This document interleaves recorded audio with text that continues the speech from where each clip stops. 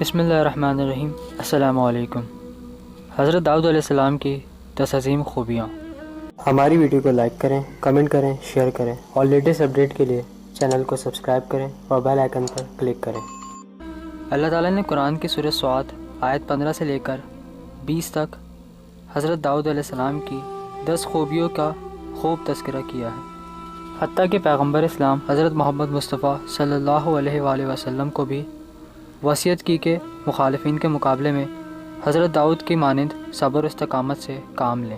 سورہ صفات کی آیت نمبر 17 میں اللہ تعالیٰ کا ارشاد ہے کہ آپ ان کی باتوں پر صبر کریں اور ہمارے بندے داؤد کو یاد کریں جو صاحب طاقت بھی تھے اور بے حد رجوع کرنے والے بھی تھے۔ حضرت داؤد علیہ السلام کی وہ 10 خوبیاں جو اللہ تعالیٰ نے قرآن کریم میں ارشاد فرمائیں۔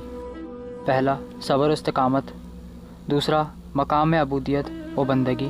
تیسرا، معنوی و جسمانی قوت و قدرت۔ چوتھا، ہمیشہ خدا کی طرف بازگشت و رجوع اور خدا کے ساتھ انتہائی قریبی رابطہ۔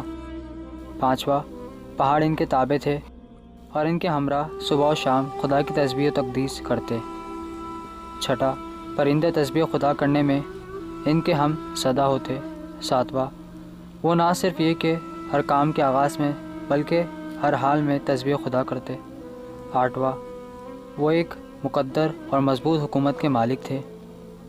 نواں، وہ علم و دانش سے سرشار تھے جو برکت کا موجب ہے۔ دسواں، ان کا بیان لطیف اور فصاحت و بلاغت سے مزین تھا اور ان کی گفتگو انتہائی استدلالی ہوتی تھی۔ اللہ تعالیٰ نے حضرت داؤد کا تعارف بعض اوقات نیک ترین بندوں کے عنوان سے کیا اور بعض اوقات اپنے خلیفہ کے طور پر، نیز علم و حکمت اور بہت سی دوسری امتیازی خصوصیات کے طور پر ان کی پہچان کروائی۔ آپ کی اخلاقی کتاب زبور کا بار بار تذکرہ کیا اور آپ کی بہترین خصوصیات بیان کی۔